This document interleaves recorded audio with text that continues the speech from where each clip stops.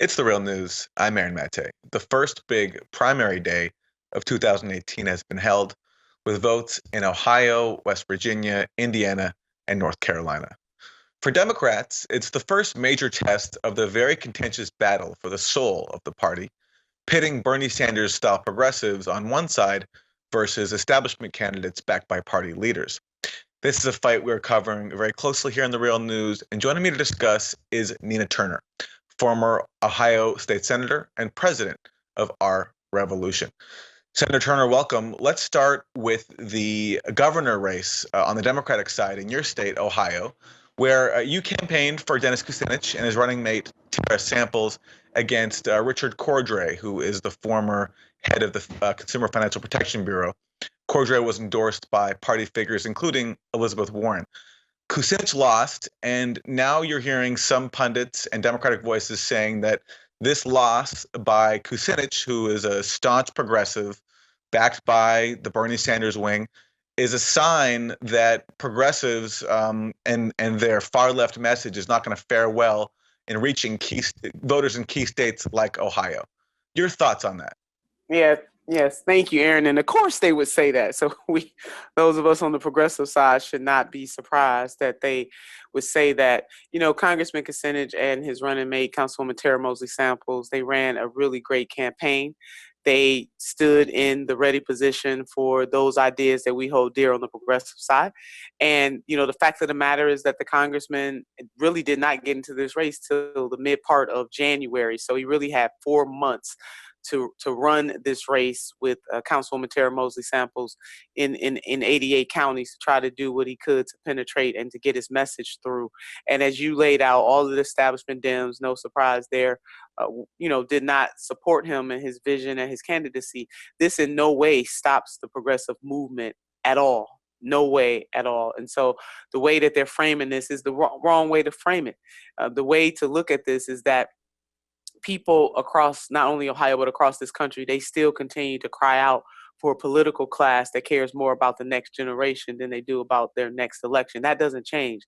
The fact that Medicare for all is needed, is necessary in this country, that doesn't change. The fact that we need to end for-profit prisons, that does not change. Making sure that we legalize marijuana, that does not change. So the issues by which the Kucinich Samples campaign elevated across the great state of Ohio, none of that changes. And they were great champions for those issues. And I'm really proud of their campaign. And it really is a shame, especially if those same folks, Aaron, want to win over the Bernie-crats or the progressive wing of the party. If they really want to win over, today is not the day to say, see, we told you so. Today is the day to say, you know what, we won this one, and let's take some of those ideas that the Kucinich Samples campaign was pushing for and wrap those into our platform and see how we can win, bring people together so that Democrats could actually win in November. That is really what the response should be. Well, let's go to some of the signals that we're getting from the Democratic Party leadership on this front in terms of how they're approaching progressive candidates. There was just recently a piece in The Intercept that published a leaked recording featuring Steny Hoyer, the number 2 Democrat in the House, speaking with a candidate, Levi Tillerman, in Colorado. And Hoyer was recorded trying to convince Tillerman to drop out of the race. You would like me to get out of the race. And you keep saying, I would like you to get out. And of course, that's correct. Yeah. I know you're fundraising for Crow. Yeah. You know. I'm for Crow. I am for Crow because a judgment was made very early on. I didn't participate in the decision. So your position is a decision was made, very early on before voters had to say, that's fine because that's the DCCC knows better than the voters of the 6th Congressional District, and we should line up behind that candidate. That's certainly the consequence of our decision. That's certainly the consequence of our decision, says Steny Hoyer, the number 2 Democrat in the House, trying to convince a progressive Democrat to drop out in Colorado. Nina Turner, when you heard this recording, your reaction and how you think it speaks to the attitude that national Democrats like Hoyer are bringing to races across the country. It really is unfortunate, but at least the citizens of this country get to glimpse behind the curtain. And really, that conversation revealed what many of us know all along, is that the establishment wing of both parties, both Republicans and Democrats, they do the same thing. They just want to win, and they want to win no matter who they have to shut down to do it. And this type of approach to politics, while it may get you the win, it is not the sustainable way, because the democracy is absolutely stronger. Yes, it may be messier. Yes, it may be harder. The mountain to climb or to surmount may be higher. All of those things are true, because when you are in a representative democracy, we have to take the bitter with the sweet. So it doesn't go along with the status quo program. But what that type of mentality does is that it impacts the democracy, small d democracy, because it is a stronger democracy. Not only the more people from all walks of life who even dare to run for office, but also from the perspective of the voter.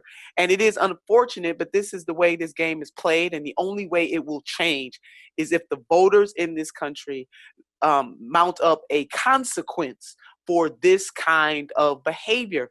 It is, truly unfortunate that we find ourselves electing the selected. In other words, those of us who are the voters end up most of the time only being able to elect those people who were selected for us to elect. And that is not the way. And leaders should not be, in the Democratic Party should certainly not be trying to strong arm progressives out of the race. Baron, this is not the first time, it's on tape now, but they've been doing this all along. But just even look at what the DCCC is doing and has done to Laura Mosier. They're doing the same thing to Amy Villela in Nevada, in Vegas, doing the same thing to her, doing the same thing to Greg Edwards in Pennsylvania. So it goes on and on and on. But unless we, the voters and the citizens of this country, make it clear that we want a different type of politics, they'll continue to do this and get away with it in some cases.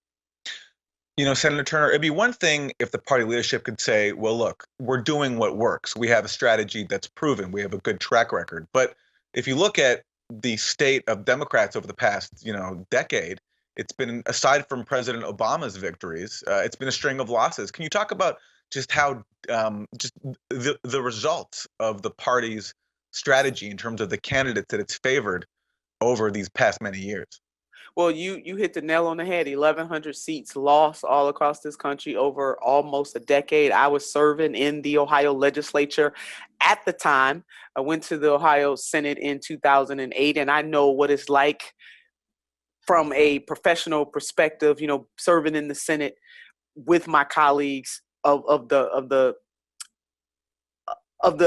heaviness that is there when you have your national party turn its back on state legislatures, for example. That's where we've lost the most ground. And also governor's mansion, having a supermajority in Ohio, for example, where my Republican colleagues did not need Democrats to take the floor in either the Senate or the House of Representatives in Ohio to do the people's business, because they had such majorities. And so if the Democratic Party wants to restore itself as the party of the people, not only do we have to have the right value system, push the right ideas, we cannot turn our backs on state houses and governor's mansions and other constitutional offices in this country and just look at the Congress and the presidency. All of those things go together, Aaron. And I would also say, I want to push back a little bit on something that you said. It's not even if they have a winning position, because what the congressman, was caught on tape saying is bad for small d democracy. It's not just even if you have a winning position,